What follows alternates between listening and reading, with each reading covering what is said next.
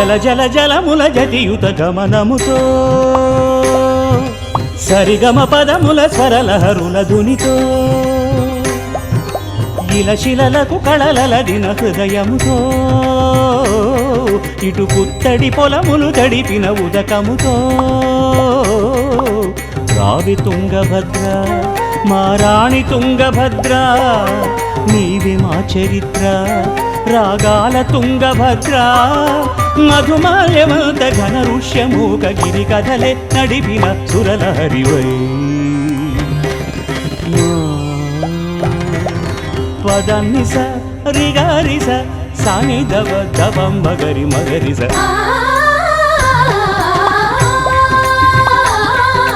సరిగమ పదముల స్వరలహరుల ధునితో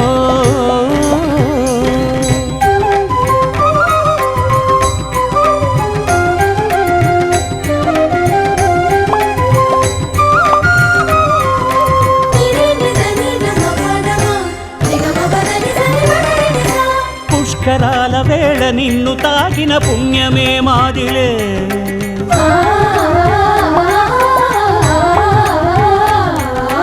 పూర్వజన్మ సంచితాలు కడిగిన ధన్యతే చాలులే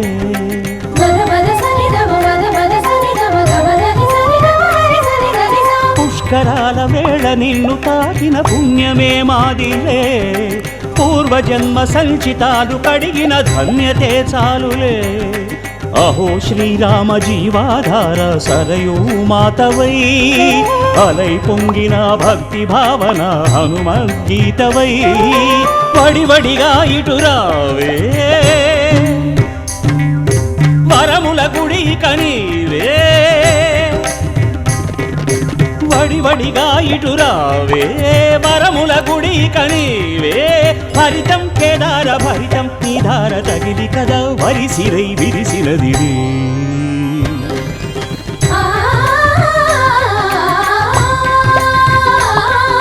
సరిగమ పదముల స్వరలహరుల ధునితో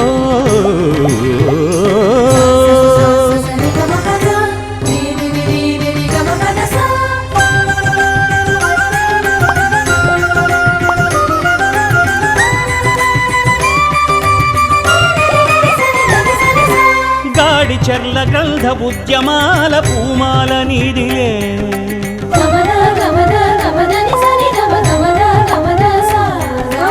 ఉయ్యాలవాడ నరసింహ వీరగాధని సంపద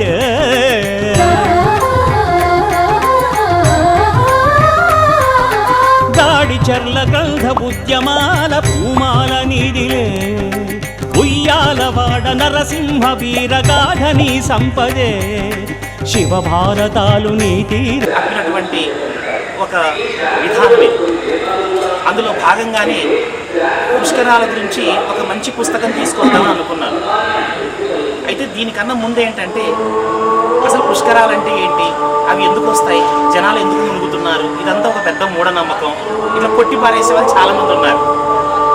ఈ మధ్య భారతీయ వైజ్ఞానిక ఉజ్వల పరంపర, భారతీయుల యొక్క నమ్మకాలు ఏవి కూడా మూఢనమ్మకాలు కావు, అవన్నీ కూడా నిరూపిత ఆధారాలకు లొంగేటటువంటి శాస్త్ర సంబంధమైనటువంటి చర్చలు అని చాలామంది చాలా రకాల పుస్తకాలు రాస్తున్నారు, రచయితలు బయట. మహారాష్ట్రలో ఒక మహానుభావుడు వార్తిక్ అనేటటువంటి ఒక ఆయన రామాయణం మీద విపరీతమైనటువంటి పరిశోధనలు చేసి సంశోధిత ప్రతులు క్రిటికల్ ఎడిషన్స్ తయారు చేసి రామాయణం అంటే ఇతిహాసం అని ఎందుకు పెద్దలు అన్నారో దానికి సరి అయినటువంటి ఒక నిర్వచనాన్ని ఇస్తూ అనేకమైనటువంటి పుస్తకాలు రచించారు. ఇంకా చాలామంది కష్టపడుతున్నారు, కానీ పుస్తక జ్ఞానం లేని వాళ్ళు, పుస్తకాల జోలికి వెళ్ళని వాళ్ళు, సమాజంలో జ్ఞానము తప్ప జ్ఞానేతరమైనటువంటి అంశముల పట్ల విపరీతమైనటువంటి అనురక్తి, ఆసక్తి, ఆస్తిక్య బుద్ధి కలిగినటువంటి వ్యక్తులు వీటి వైపు మరలి ఈ సంస్కృతిలో ఉన్నటువంటి ఒక ఆధారపూర్వకమైన కోణంతో పుష్కరాల మీద నేను పుస్తకం రాయాలని సంకల్పించాను. దీనికోసం దాదాపు ఒక 30-40 పుస్తకాలు ఒక 3-4 నెలల పాటుగా చదవడం మొదలుపెట్టాను. అలా మొదలుపెట్టినప్పుడు నాకు చాలా రకాల అంశాలు కనపడ్డాయి. మీరు ఇది సోత్కర్ష కాదు, అంటే గొప్ప చెప్పుకోవడం కాకపోతే ఇప్పుడు దాకా వచ్చినటువంటి పుస్తకాలలో నేను రాసినటువంటి పుస్తకం ఒక విలక్షణమైందని నేను చెప్పుకోక తప్పదు ఈ సందర్భంలో. ఎందుకనంటే ఇందులో మొదటి 2 అధ్యాయాలు ఇది కర్నూలులో ప్రవహిస్తుంది కాబట్టి కొంత స్థాళీపులాక న్యాయంగా కర్నూలు చరిత్ర చెప్పినప్పటికీ కూడా మూలాలు ఇలాంటి చాలా అంశాలు ఇచ్చాను. ఇట్లాంటి అంటే నేను పుష్కరాల మీద చాలా పుష్కర సాహిత్యం ఇంత నేను కూడగట్టుకున్నాను, చాలా చోట్ల తిరిగి వెతుక్కొచ్చు.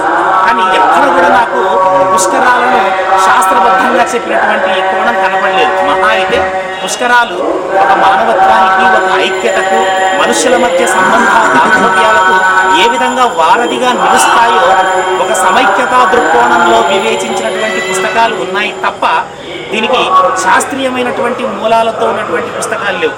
మొట్టమొదటిసారిగా ఈ పుస్తకంలో నేను సైన్స్కి సంబంధించినటువంటి మూలాలు కూడా ఇందులో చేర్చి రాశాను. రాసిన తర్వాత ఆంధ్రప్రదేశ్ మన సాంస్కృతిక శాఖ వాళ్ళు వేస్తామని ఒప్పుకున్నారు మొదట్లో. అయితే నేను కొంచెం ఇక్కడ కర్నూలు జిల్లాలో ఉన్నటువంటి ప్రముఖ వ్యక్తులు కూడా రాయాల్సి వచ్చింది. అయితే వాళ్ళు వ్యక్తులు ఏమైనా రాస్తే మరి గవర్నమెంట్ పుస్తకం కదా, అక్కడ మన ఆర్ఎస్ రోడ్లో ఉన్నప్పుడు అక్కడ వెళ్ళాను. నేను వెళ్ళి ఈ తుంగభద్ర నది మీద ఉన్నటువంటి ఆనకట్టలు, ప్రభుత్వం ఆమోదించిన ప్రాజెక్టులు, వీటన్నిటి గురించి నేను ఎంక్వైరీ కోసం వెళితే అందులో 2-3 ఆఫీసర్లు వీరి గురించే చెప్పారు. అయ్యా మీరు ఏ పుస్తకం రాసినా కల్పుర వారికి చూపెట్టండి, ఎందుకంటే వారున్న పెద్ద దిక్కు వారికి చాలా మొత్తం ఆనుపూర్వ్యములు, పూర్వపరాలన్నీ కూడా వాళ్ళకి బాగా తెలుసు అని. కాబట్టి అట్లాంటి ఆయన ఈరోజు నా పుస్తకం ఈ సభకి అధ్యక్షుడు ఉండడం నాకు ఎంతో గర్వకారణంగా, ఎంతో ఆనందంగా ఉంది. 1000 మంది మూర్ఖులైనటువంటి మిత్రుల కన్నా తెలివైనటువంటి ఒక శత్రువు మిన్నా అన్నట్లు, అంటే దాన్ని ఇక్కడ అప్లై చేస్తున్నాను. ఎందరెందరో రావాల్సిన అవసరం లేదు సభకి, నిక్కమైన మంచి నీలం ఒక్కటి చాలు అన్నట్లు ఆణిముత్యాలు ఒక 5 మంది వస్తే చాలు. నాకు అదే ఒక ఆనందంగా అనిపిస్తున్నది ఈ సందర్భంలో. ఇకపోతే ఈ పుస్తకంలో నేను రాసిన ఒక ఇంపార్టెంట్ విషయం ఏమిటంటే, ఈ పక్కన మనకి ఒక హంద్రి నది ఉంది, దాన్ని అందిరి అంటారు. విచిత్రం ఏంటంటే చదువుకున్నోడి కన్నా నేను కుల ప్రస్తావన చెయ్యను, చదువుకున్నోడి కన్నా చదువుకుని వాడే మేలు కొన్ని సందర్భాల్లో అంటుంటారు. నిజానికి ఆంధ్రి లేదా అంధ్రి అనే పేరు కలిగినటువంటి ఈ ఉపనది పల్లెటూరు వాళ్ళు చక్కగా స్వరభక్తము చేసి అందిరి అంటున్నారు. కానీ చదువుకున్నవాడు ఎక్కడి నుంచి పుట్టుకొచ్చాడో దానికి లేని హకారాన్ని చేర్చి హంద్రి అని అనడం మొదలుపెట్టాడు. నిజానికి ఆంధ్రీ నది అది. ఇక్కడ విచిత్రం ఏంటనంటే, ఇంత పెద్ద ఆంధ్రదేశానికి ఆంధ్రప్రదేశ్ అని పేరు రావడానికి కావలసినటువంటి మూలాలు ఈ నదికి ఉన్నాయి అని మనకు ఒక చరిత్ర అందించారు పెద్దవాళ్ళు. ఆయన ఎవరో కాదు, 1977వ సంవత్సరంలో సూర్యస్ కాశీ పాండియన్ అనేటటువంటి ఒక మహానుభావుడు ఈ జిల్లాకు కలెక్టర్గా పనిచేస్తున్నప్పుడు, ఇప్పుడు కలెక్టర్లు కొంతమంది పెద్దవాళ్ళు ఎట్లుంటారంటే, ఇప్పుడు డిఈఓ సార్ గారు ఉన్నారు, ఆయన నిజానికి ఈ జిల్లా మొత్తానికి విద్యాశాఖ అధికారి అయినప్పటికీ ఈరోజు సాయంత్రం ఈ వేళ ఇట్లా ఒక సాంస్కృతిక కార్యక్రమానికి, ఒక పుస్తకావిష్కరణకి ఆయన వచ్చారు. అట్లా ఆ రోజుల్లో ఆయన కేవలం ఆఫీసు విషయాలకు మాత్రమే పరిమితం కాకుండా ఆయనకు ఒక ఇంట్రెస్ట్ ఉండేది, జియోగ్రాఫికల్ నాలెడ్జ్ ఉండేది ఆయనకి. అసలు ఈ నది ఏంటి, ఇది ఎక్కడి నుంచి ప్రవహిస్తుంది, దీని కథ తమామిష ఏంటి, ఈ తెలుసుకోవటం ఎంత ఒక కలెక్టర్ని మరి ఎన్ని బాధ్యతలు ఉంటాయి. అట్లాంటి వ్యక్తి తిరిగి ఆయన ఒక మంచి పుస్తకం రచించాడు దీని మీద. రచించినప్పుడు ఆయన చెప్పినటువంటి అంశాలు ఏమిటి అంటే, ఈయనతో పాటు సుబ్రహ్మణ్యం గారని ఒక ఆయన పనిచేశారు ఆ రోజుల్లో. వాళ్ళు ఏం చెప్పారంటే, అయ్యా ఆంధ్రప్రదేశ్ లేదా ఆంధ్ర రాష్ట్రం, ఆంధ్ర అనే పేరు రావడానికి కావలసినటువంటి మూలాలు ఎక్కడో మనకి కోస్తా జిల్లా కృష్ణా గుంటూరులో లేవయ్యా, మన రాయలసీమలో ఉన్నాయి. రాయలసీమలో కూడా ఎక్కడున్నాయి అయ్యా అంటే కర్నూలు జిల్లాలో ఉన్నాయి. కర్నూలులో కూడా ఎక్కడుందంటే ఇక్కడే అంద్రి. అసలు నెమ్మదిగా ఆశ్చర్యపోయారు. నదిని గలీజ్ చేసి దాన్ని రకరకాలుగా చూసి దాన్ని పట్టించుకోకుండా దాని మీద కొన్ని వందల వేల సార్లు వెళ్ళిపోయి ఉంటారు. కానీ ఒక రాష్ట్రానికి పేరు ఇచ్చినటువంటి నది మన పక్కన ప్రవహిస్తుందా అని తలుచుకుంటుంటేనే ఒళ్ళు ఒక సముద్రితాంగన స్థితికి ఒక రోమాంచితమే అనిపిస్తూ ఉంటుందన్నమాట. దాని పక్కన కాసేటటువంటి అందిరీక వృక్షాలు ఇప్పుడు ఇక్కడ తప్ప ఇది కొన్ని చోట్ల లభ్యం కావు. అంటే కొన్ని రకాల మొక్కలు, కొన్ని రకాల రాళ్ళు కొన్ని చోట్లనే లభ్యమవుతూ ఉంటాయి. మనకు సాలగ్రామాలు, కొన్ని రకాల శివలింగాలు ఎక్కడో నేపాల్ గండకీ నదిలోనూ, లేకపోతే ఉజ్జయిని పక్కన ఉన్నటువంటి మధ్యప్రదేశ్లోనూ ఇట్లాంటి చోట లభ్యమవుతూ ఉంటాయి. కొన్ని స్థానికమైనటువంటి అంశాలు కొన్ని ఉంటాయి. అట్లా ఇది ఒక విషయం కూడా నేను దీనికి అనుబంధంగా రాశాను. అట్లాగే ఇంకొక విషయం ఏంటంటే, కృష్ణమ్మని, గోదావరిని, గంగని, బ్రహ్మపుత్రని కవులు విపరీతంగా పొగిడారు. కానీ రాయలసీమలో ఉన్నటువంటి ఈ తుంగభద్రని మరి ఏ కవి పొగిడాడు? అసలు దాని మీద కవులు పొందినటువంటి దాఖలాలు చాలా తక్కువగా ఉన్నాయి. విద్వాన్మణులందరికీ ఈ కార్యక్రమానికి నేను సాహిత్య పుస్తకాలకు సంబంధించిన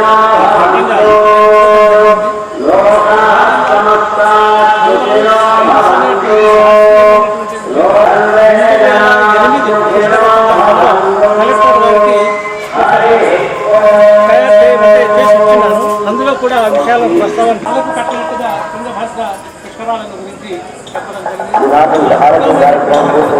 అందరికీ కూడా తుంగభద్ర పుష్కర జలాన్ని మీరు ఉన్న చోటుకే ప్రోత్సాహం చేస్తారో సంతోషం.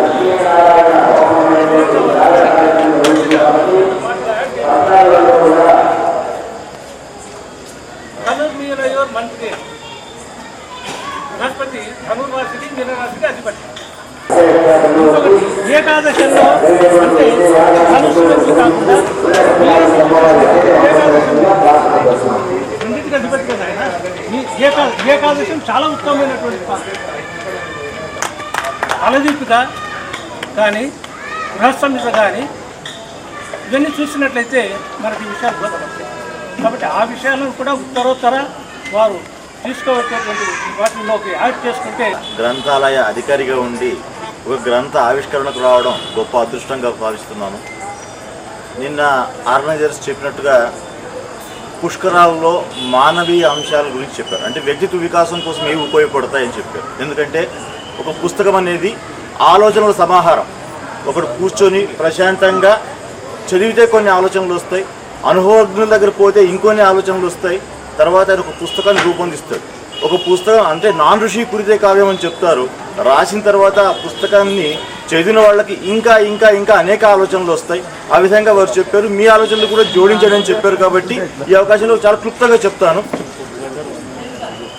నీరుని జీవం అంటారు, లైఫ్ అంటారు. ప్రతి సెల్లో, లైఫ్ ఉండే సెల్లో 95% వాటరే ఉంటుంది. వాటర్ యొక్క గుణం ఏమంటే ప్రవహించేది. ప్రవహయతి ఇది నద్యః అని చెప్తారు. ఆ విధంగా ప్రవహించే గుణం ఉన్న నీటికి కేవలం అది కడగడానికో వేరే వాటికి ఉపయోగపడాలి. కానీ మనం దాహం తీసుకోవడానికి కూడా నీళ్లు తాగుతున్నాం కదా. ఎవరైతే చివరి క్షణాల్లో ఉన్నాడో, ఎవరైతే స్పృహ తప్పి ఉన్నాడో ఇంకో చుక్క నీరు పోస్తే చాలు తిరిగి ప్రాణం వస్తుందంటే దాంట్లో అమృతత్వం ఉందన్న విషయం తెలుస్తుంది. కాబట్టి నీటిలో ఈ గుణం ఎలా కలుగుతుంది అంటే పోషకయతి ఇది పుష్కరః అని చెప్పారు. ఒక వ్యక్తిలో ఒక మంచి గుణం ఉందంటే అందరూ దాన్ని ఆశిస్తారు. పుష్కరుడు అంటే పూర్వం తుందిలుడు అనే ఋషి ఏం చేశాడు? తపస్సు చేసి శివుడి అష్టమూర్తి స్వరూపాలు ఒకటైన జ్వల స్వరూపాన్ని తను కోరుకున్నాడు. అంటే మామూలుగా ఉండే నీటిని తుందిలుడు అనే ఋషి కోరుకున్నప్పుడు దానికి పుష్కర రూపం కలిగించారు. ఆయనలో అన్ని తీర్థాలు వచ్చాయి, అందరూ దేవతలు వచ్చి దాన్ని ఆవాహించారు. దీనిలో మనం ఏం తెలుసుకోవాలంటే ఒక మంచి వ్యక్తి ఉన్న గుణాన్ని అందరూ అభినందిస్తారు, ఆయన్ని ఆశ్రయిస్తారని చెప్పడానికి పుష్కర ప్రవేశం వల్ల నీటికి పోషక గుణం కలిగింది. అంటే దానిలో విటమిన్లు వచ్చాయి, ఔషధి గుణం వచ్చిందని చెప్తాం. ఆ విధంగా పుష్కరులో బృహస్పతి కోరుకున్నాడు. బృహస్పతి అంటే ఎవరు? బుద్ధికి స్వరూపం, అంటే దేవతలకే గురువు అయిన వాడు.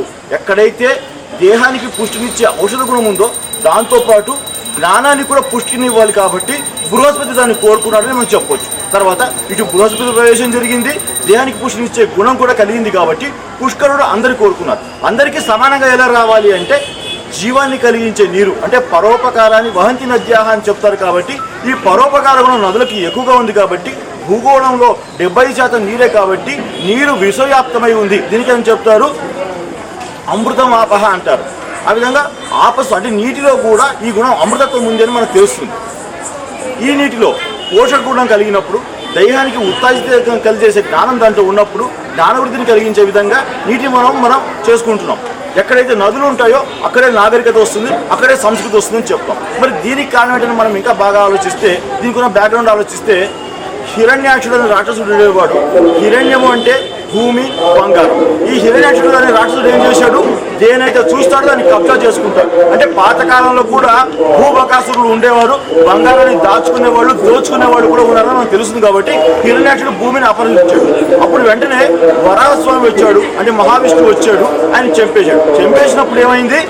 ఆయనకి చెమట కారింది. చెమట కారినప్పుడు ఆ చెమట అంటే స్వేదము 2 కోరాల ద్వారా వచ్చింది, అది తుంగభద్ర అని చెప్పాం. మరి నీరు ఎప్పుడైతే చెమట నీరుగా ప్రవహించిందో దానిలో అమృతత్వం కలిగింది. ఎలా కలిగింది? తీయగా మారింది. కాబట్టి గంగా స్నానం తుంగపానం అన్నారు. దీనిలో మనం తెలుసుకోవాల్సింది ఏమంటే, ఎప్పుడైతే నువ్వు కష్టపడి శ్రమించావో నీ చెమటకు మించింది వేరే ఏది లేదని చెప్తారు. మనకి డివిజీ గారు అని కన్నడలో ఆయన చెప్తాడు, ఎప్పుడైతే నీ ఇంట్లో అన్నం ఉడుకుతూ ఉందో దానికి వేసిన నీరు నీ చెమటగా ఉంటే మీ ఇంటి కుటుంబ సభ్యులందరూ బాగుంటారు. అది వేరే వాడి ద్వారా వాడి రక్తాన్ని పీల్చుకొని లంచాన్ని తిని నీరు అన్నం తీసుకుంటేనో పంచపక్ష పర్వాణాలు వండుకుంటేనే ప్రయోజనం లేదని చెప్తారు. కాబట్టి కష్టే బలి అని చెప్పినట్టుగా మనకి వరాస్వామికి నిరూపించాడు. కవులను కానీ రచయితలను కానీ మర్చిపోతే ఆ కాలం చరిత్రలో ఏ రోజు ఉండదు. నా అన్నయ్య పట్టుతోనే రాజా మహేంద్రవరం గుర్తింపు పొందింది. అదేవిధంగా ఈరోజు కాళిదాసు వల్ల భోజుడు, ఇంకొకరి వల్ల ఇంకొక రాజు. ఏ రాజులైనా సరే, ఏ కాలమైనా సరే, కృష్ణదేవరాయలు అనుకోండి, ఇంకొకరు అనుకోండి, ఏ కాలమైనా సరే అక్కడ రాజులు రచయితలు ఆదరింపబడతారో అది చరిత్రలో మిగులుతుంది. లేకపోతే ఆ చరిత్ర ఉండదు. రాజరాజ నరేంద్రుడికి ముందు ఎవరు అనేది మనకు ఎవరికి తెలియదు. ఫోన్ చేశారు కళ్ళే వేణుగోపాల్ శర్మ గారు. అన్నగారు ఇట్లా ఒక పుస్తకము ఉంది, దానికి ఇబ్బంది పడుతున్నాను, చాలా బాధ అనిపించింది. నిమిషంలో చెప్పాను, అది ఎంత అవుతుందో చెప్పేసేయండి, ఇచ్చేస్తాము, ఆ పుస్తకం ప్రింట్ కావాలని. పుష్కరాల గురించి పెద్దలు చాలామంది చెప్పారు. వాటి గురించి ఇంకా ఎక్కువగా లోతుగా విశ్లేషించదలుచుకోలేదు. ఎంతో ఆడంబరంగా చేయాల్సిన ఈ పుష్కర ఆవిష్కరణను కలెక్టర్ వారి ఉత్తర్వులు, పోలీసు వారి నిబంధనల మేరకు చాలా క్లుప్తంగా చేయడం జరిగింది. లేకపోతే ఇది చాలా ఆడంబరంగా చేయాలన్న మనసులో కోరిక. కలెక్టర్ వారికి స్ట్రిక్ట్ ఉత్తర్వులు, ఇక్కడ ఎటువంటి పరిస్థితుల్లో సభలు జరపరాదు అని. కాబట్టి సభను జరిపి మనం ఈ ఆవిష్కరణ చేస్తున్నాం. మూసీ నది హైదరాబాద్లో తీసుకుంటే చనిపోయినట్టే, అది ఎందుకు పనికిరాదు. కాబట్టి ఇక ముందు ఎవరైనా సరే రచయితలు కానీ కవులు కానీ నదుల జీవనానికి ఏ విధంగా అయితే నదులు తిరిగి తమ పూర్వపు వైభవాన్ని తెచ్చుకుంటాయో అలాంటి పుస్తకాలు కానీ అలాంటి రచనలు కానీ చేస్తే వాటికి మా తరఫున, సంఘం తరఫున సంపూర్ణ సహకారం ఉంటుందని నేను ఈ సందర్భంగా మీ అందరికీ తెలియజేస్తూ సెలవు తీసుకుంటున్నాను. ముఖ్య అతిథి లిమిటెడ్ ప్రాంతంలో చేస్తున్నప్పటికీ భగవత్ సాన్నిధ్యంలో మనం ఈ కార్యక్రమాన్ని, పుస్తక ఆవిష్కరణని శార్వరీ వర్ష పుష్కర తుంగభద్ర ఒక మంచి ప్రయత్నం, మంచి ఆవిష్కరణ, మంచి ఆవిష్కృతి. సామాన్యుని మస్తిష్కాన్ని చక్కగా మధించి అనేక కోణాల్లో ఈ ప్రాంతం యొక్క వైశిష్ట్యాన్ని, ప్రాశస్త్యాన్ని, అట్లాగే ఆధ్యాత్మికంగా, సామాజికంగా, ఆర్థికంగా ఉన్నటువంటి భౌగోళిక పరిస్థితుల్ని వీటన్నిటిని కూడా ఇందులో మధించి అనుసంధానం చేసి ఈ పుస్తక ఆవిష్కరణ ప్రయోగం చేయడం అనేటువంటిది చాలా సంతోషదాయకం. మరి ఇందాక బలరామాచార్య వారి విధంగా లైబ్రరీ టచ్ ఉన్నందుకు చక్కటి విషయాల్ని స్పృశించారు, చాలా మంచి విషయాల్ని స్పృశించారు అర్థవంతంగా. అట్లాగే ఇక్కడ ఉన్నటువంటి మేధావులు, చాలా అనుభవజ్ఞులు, పెద్దలు, పూజ్యులు, పండితులు, పండిత సమానులు మరి ఎంతోమంది ఈ వేదిక ద్వారా ఇక్కడ ఆసీనులై ఉన్నారు. ఒక సత్సంకల్పానికి ఖచ్చితంగా భగవంతుడు చక్కటి చేయూతని, అనుగ్రహాన్ని కూడా ప్రసాదిస్తాడు అనడంలో ఏమాత్రం సంశయం లేదు. మరి యాక్చువల్గా ఇందాక చంద్రశేఖర్ శర్మ గారు అడిగారు, యాక్చువల్గా నేను చదవలేదు ఈ పుస్తకం, అంటే ఇంతకు ముందే మరి వచ్చిందో, మరి ఇదే ఫస్ట్ టైం? ఓకే, మా చేతికి కూడా ఫస్ట్ టైం. సో చక్కటి ఆవిష్కృతిని గావించినటువంటి బోలుగద్దె అనిల్ కుమార్ గారు వారికి ప్రత్యేక ధన్యవాదాలు తెలియజేస్తూ భగవంతుని ఆశీస్సులు వారిపై సదా ఉండాలని, ఒక పుస్తకమే ప్రతి మస్తిష్కాన్ని కూడా మధించగలిగినటువంటి శక్తి ఉన్నది. అందుకే నీకు మంచి స్నేహితుడు ఉన్నా లేకపోయినా ఒక మంచి పుస్తకం కొనుక్కోమని చెప్తారు.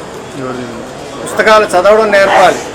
అందుకే మన గౌరవ కలెక్టర్ గారు కూడా చదువు ఎదుగు అనే కార్యక్రమాన్ని ఒకటి ప్రవేశపెట్టి లాస్ట్ ఇయర్ మరి ప్రతి హై స్కూల్ స్టూడెంట్ కూడా ఒక నచ్చినటువంటి పుస్తకాన్ని, ఒక మహామహుల చరిత్ర కానివ్వండి, ఒక మంచి ఆసక్తికరమైనటువంటి సాంస్కృతిక లేకపోతే శాస్త్రీయపరమైనటువంటి ఏదైనా ఒక మంచి పుస్తకాన్ని చదివే అలవాటుని విద్యార్థుల్లో ప్రోత్సహించే దిశగా మరి దీన్ని కూడా ఖచ్చితంగా లైబ్రరీస్కి పంపించడానికి కూడా మా వంతు సహకారం కూడా అందిస్తామని చెప్పని మీ అందరికీ కూడా తెలియజేస్తూ ఈ అవకాశం, ఈ భగవత్ సాన్నిధ్యంలో భగవద్ దర్శనంతో పాటు ఈ సజ్జన సాంగత్యం, ఈ సత్సంగం దొరికినందుకు కృతజ్ఞతలు భగవంతుడికి సాంజలిబంధకంగా తెలియజేసుకుంటూ అడుగుల ఎత్తులో జన్మించి తుంగభద్ర వేరేగా తుంగ 147 కిలోమీటర్లు, భద్ర 174 కిలోమీటర్లు ప్రవహించి కూట్లిగి అనే చోట కలిసి అక్కడి నుంచి 400 కిలోమీటర్లు కర్ణాటకలో ప్రవహిస్తూ ఆంధ్రప్రదేశ్ తెలంగాణలో 141 కిలోమీటర్లు 541 కిలోమీటర్లు ప్రవహించి గొందిమళ్ళ, అల్లంపూర్ నుండి కొంచెం ముందు గొందిమళ్ళ అనే ఊరిలో కృష్ణానదిలో పోయి కలుస్తుంది. కలిసేలో ఇంతలో ఇది రకరకాల ఉపయోగాలు నదుల వల్ల. ఇంతకుముందు ప్రయాణం అంతా నదుల్లోనే జరిగేది, నాగరికతలన్నీ నది ఒడ్డుననే ఉండేది. కారణం ప్రయాణానికి అది ఒకటే మార్గం ఉండింది. తరువాత ఈరోజు ఆయకట్టల ద్వారా దాదాపు 30 లక్షల ఎకరాలకి తుంగభద్ర నది నీళ్లు అందిస్తుంది. ఇవి కాక ఎత్తిపోతల పథకాల ద్వారా ఇంకో 10 లక్షలు పురాతనమైన లక్షణాలు అన్నీ కలిసి దాదాపు 50 లక్షల ఎకరాలకి ఈరోజు నీళ్లు అందిస్తుంది. దీంట్లో పాడి పంటలు, రకరకాల పాడి పంటలు పండిస్తారు. ఇక్కడ ప్రత్యేకంగా చెప్పవలసింది కర్నూలు సోనా మసూరి. ఈ సోనా మసూరి తుంగభద్ర నది పరివాహక ప్రాంతంలో మాత్రమే పండుతుంది. దానివల్ల సంవత్సరానికి దాదాపు 2000 కోట్ల విదేశీ మారక ద్రవ్యం మనకు దొరుకుతుంది. అలాగే నరసింహ అనే ఒక పత్తి నంద్యాల కన్నా, దానివల్ల కూడా 2000 కోట్ల రూపాయలు విదేశీ మారక ద్రవ్యం మనకు దొరుకుతుంది. ఇటువంటి ఉపయోగాలు ఇవి కాక పక్షులు, ప్రాణులు, జంతువులు, ఒక సింహం తప్పితే ఈ నది పరివాహక ప్రాంతంలో, నదీ తీరంలో మిగతా అన్ని రకాల జంతువులు, ప్రపంచంలోని అన్ని రకాల జంతువులు ఇక్కడ ఉన్నాయి. ఒక కార్కోటక సర్పం అనే ఒక సర్పం ఒరిస్సా, పంజాబ్, కర్ణాటక మాత్రమే ఉంటుంది.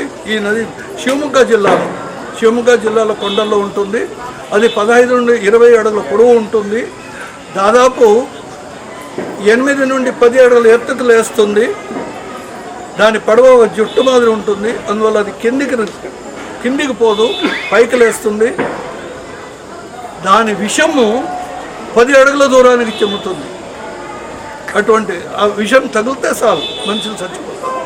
అటువంటి విషయాలు పుణ్యపురుషులు ఒకరు ఇద్దరు కాదు, ఎన్నో. ఆదిశంకరాచార్య అంతకుముందు రామాయణ మహాభారతం కిష్కింద హంపి అంటారు. అక్కడి నుంచి ఆదిశంకరాచార్య మొదలు పురంధరదాస, వ్యాసరాజ, శ్రీకృష్ణదేవరాయ, ఇంకా మన జిల్లాలోనే పుణ్యపురుషులని మనం లెక్క వేస్తే ఈ కాలంలో పుట్టి పెరిగిన వాళ్ళు, దేశానికి సేవ చేసిన వాళ్ళు, వాళ్ళ పేర్లు వందలాది ఉన్నాయి. పంటలు, ఎన్ని రకాల పంటలు. ఒకప్పుడు జొన్నలు, రాగి మాత్రమే ఇక్కడ పండేవి. కొర్ర, జొన్న, రాగి. ఈరోజు వరి చాలా పండుతుంది. ఆ రోజుల్లో మనం చిన్నప్పుడు వరి తినేవాళ్ళు చాలా తక్కువ. వరి పండిన వాళ్ళు కూడా దాన్ని అమ్మి, ఒకటి అమ్మి 3 రాగి, జొన్న తీసుకునేవాళ్ళు. ఈరోజు వరి తిన్నని వాళ్ళు లేరు అంటే అతిశయోక్తి కాదు. అంతటి అనుకూలం ఈ తుంగభద్ర నది ఒకటే కాదు, ఎన్నో నదుల వల్ల ఈ దేశానికి జరుగుతుంది. అలాగే ఇక్కడ ఈ నదీ ప్రాంతంలో మహామహా సామ్రాజ్యాలు 1, 2 కాదు, దాదాపు అనాది నుండి. ఇందాక ఈయన కాశీపాండ్యన్ పేరు చెప్పారు. ఇక్కడ కేతవరంలో సింధు నది నాగరికతకి సమానాంతరమైన సమకాలీనమైన ఒక నాగరికత ఇక్కడ పుట్టింది అని కేతరంలో ఉండింది అని అంటే అప్పుడు నది అట్లా పారుతూ ఉండింది, అట్లా పారుతూ ఉండింది, అక్కడ నుంచి మార్పు వచ్చింది అని ఆయన పరిశోధించి చెప్పారు. ఇటువంటివి ఈ ప్రతి నదికి ఒక చరిత్ర ఉంటుంది. ఇందాక మిత్రులు ఉన్నట్లు ఈ నది గురించి అధ్యయనం చాలా తక్కువ. నేను దాదాపు 100 రోజుల పాటు ఈ నది ఒడ్డున నది పరివాహక ప్రాంతంలో తిరిగాను పరిశోధన కొరకై.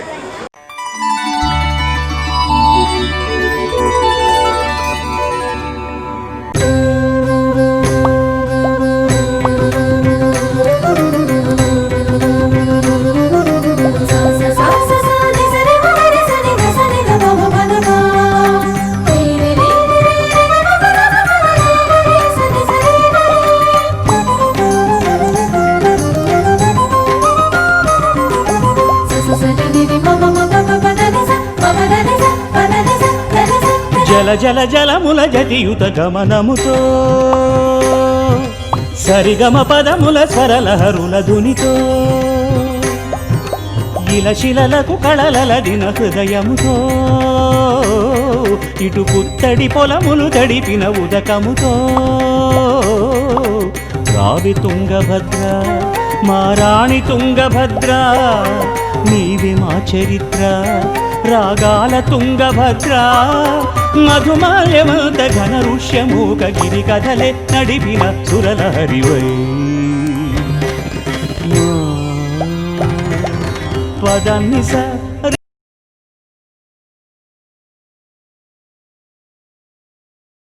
మామూలుగా అయితే మన డాక్టర్ అనిల్ కుమార్ గారు ఈ తుంగభద్ర పుష్కరాలను గురించి ఒక చిన్నదేం కాదు పెద్దదే ఈ గ్రంథము. ఈ గ్రంథాన్ని రచించినారు. పూర్వం నేను చదువుకునేటప్పుడు ఒక చిన్న కవిత ఉండేది, ఆ రాజు కవి అని.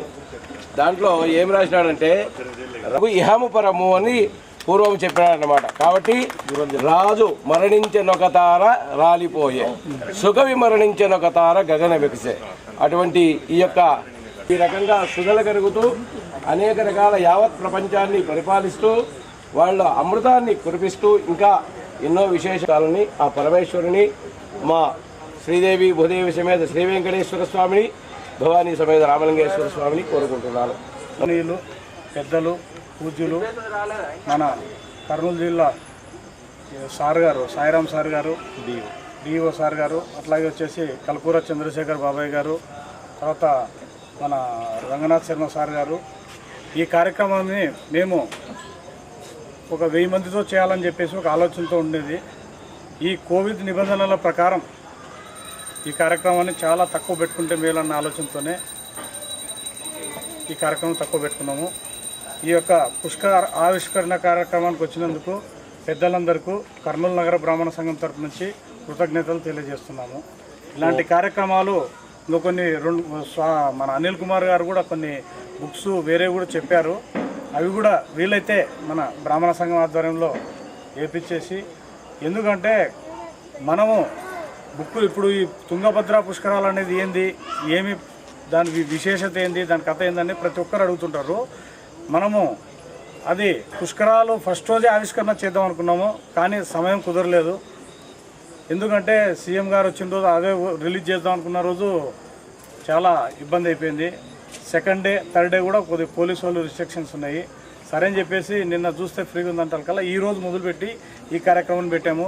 ఇవి ఇంచుమించు ఒక 5000 కాపీల వరకు ప్రింట్ అనేది చేపించేసాము. ప్రతి ఒక్క ఇప్పుడు తుంగభద్రాలకు వచ్చే ప్రతి ఒక్క భక్తుడికి ఈ యొక్క కార్యక్రమానికి ఆ బుక్ అనేది చేసేస్తున్నాము. ఇంకొకటి కర్నూలు నగర బ్రాహ్మణ సంఘం నుండి ఒక 5000 వరకు వాటర్ బాటిల్స్ తెప్పించేసేసి తుంగభద్ర నీళ్లు ఒక 11 మంది బ్రాహ్మణులతో ఉదయం అభిషేకం చేపించి ఆ నీటిని ఫిల్టర్ చేసి బాటిల్స్లో నింపి ప్రతి ఒక్క భక్తులకు తీర్థయాత్రలకు వచ్చిన భక్తులకు బుక్కు తర్వాత ఆ తుంగభద్ర నీళ్ళు అనేది ఇచ్చి పంపించాలని చెప్పేసి ఒక సంకల్పం అనేది మా కమిటీ తరఫున నిర్ణయించుకున్నాము. ఈ కార్యక్రమము పెద్దలందరూ సహకరించవలసిందిగా కోరుతున్నాము.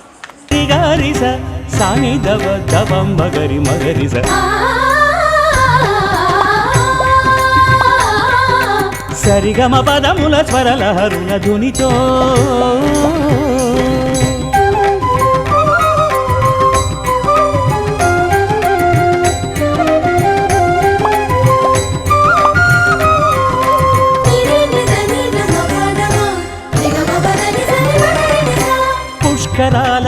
నిన్ను తాకిన పుణ్యమే మాదిలే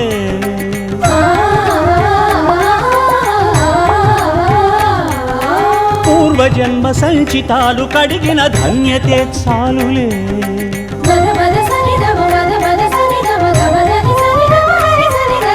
పుష్కరాల వేళ నిన్ను తాకిన పుణ్యమే మాదిలే పూర్వజన్మ సంచితాలు కడిగిన ధన్యతే చాలులే అహో శ్రీరామ జీవాధార సరయూ మాతవై అలై పొంగిన భక్తి భావన హనుమద్గీతవై వడివడిగా ఇటురావే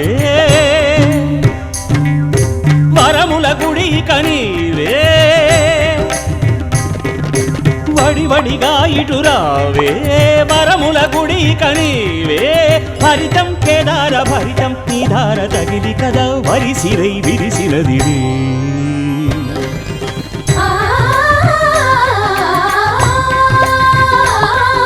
సరిగమ పదముల స్వరలహరుల ధునితో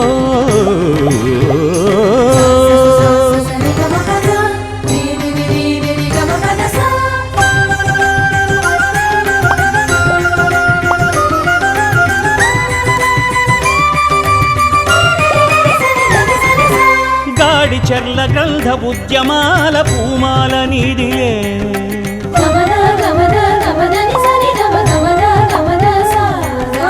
ఉయ్యాలవాడ నరసింహ వీరగాధని సంపద